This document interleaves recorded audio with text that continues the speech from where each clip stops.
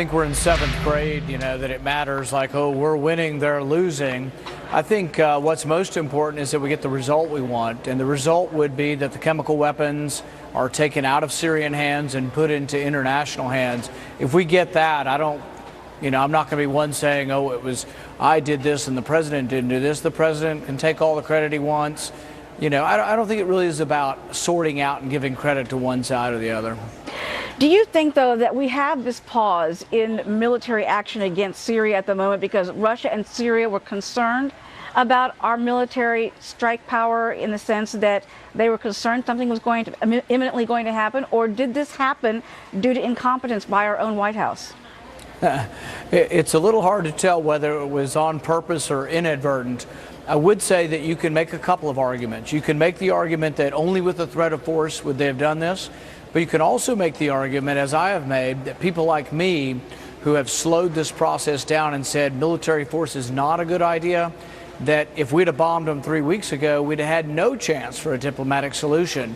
So by deliberating, by coming to Congress, which is what the Constitution dictates, maybe we are going to get to a diplomatic solution. And I say maybe because I don't know yet. Well, that leads me to the next question. How far can we really trust Putin, or Assad for that matter? Well, I think that's a very good question. And I think diplomacy starts out with some trust, some distrust, and a great deal of watchfulness. So when Reagan went into diplomatic negotiations with the Russians, he said, trust but verify. I think that admonition still holds true. Much is being said of President Putin's op-ed piece in the New York Times. What's your reaction to the way Putin lectured the United States, saying America is no longer the model of democracy today? I think that there's a bit of irony there, but I think also that it doesn't behoove Russia to be tweaking us and lecturing us if they want to have a diplomatic solution. Ultimately, if you and I want to make an agreement and you and I are on opposite sides of the fence, if I call you a name and say, hey, in the past you've behaved this way, I don't think that's a good way to try to have diplomacy. So I don't think it has helped to move the ball along for him to have behaved this way in the editorial. Do you think, though, if Putin emerges strong throughout this process, that it could embolden him to have a major influence in the region, particularly when it comes to helping Iran with its nuclear ambitions down the road?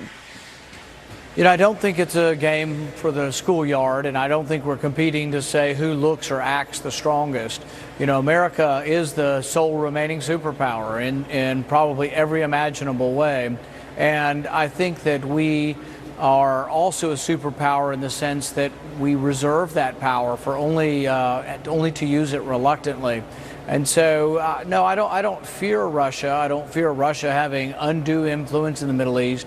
I think really, though, we need to work together, all of us, to figure out a way out of a lot of vexing problems in the Middle East. And I don't think we should discount trying to get Russia to understand that it's in her self-interest to try to get the civil war to end, try to get the chemical weapons out of Syria, try to talk Iran down from developing a nuclear weapon. All of those things are not only in our interest, but we need to convince Russia they're also in their interest as well. What are you hearing right now about the opposition forces, the rebels on the ground there, who continually are asking for the U.S. support? They want more weapons there from the United States, and there are many people in Congress pushing for this. Do you think that should happen? I'm very hesitant to give weapons to Al-Qaeda, al-Nusra, extremist elements of Islam. The Islamic rebels in Syria, the ones fighting against Assad, have shot and killed priests, have kidnapped 2 bishops of the Orthodox Church, have beheaded people on video, have also eaten the internal organs. There's some dispute whether it was liver or heart. I don't think it really matters what degree of atrocity when you're eating the organs of your opponent, whether it was heart or liver. But I do think that there's atrocities on both sides, and there's no clear-cut, guaranteed American ally in this war. And really quickly, sir, what are you looking for in the days ahead in terms of any progress? I'm hoping that the Russians and the Syrians are sincere. I can't guarantee that. I don't like being provoked and the provocation of people lecturing us, but I still really do hope for a diplomatic solution, because I don't think a military solution will work. I think it will make the situation worse, and I just can't see my son or your daughter fighting in this war where there's no clear-cut American interest. Senator Rand Paul, thank you so much for joining us today with your insights. We really appreciate it. Thank you.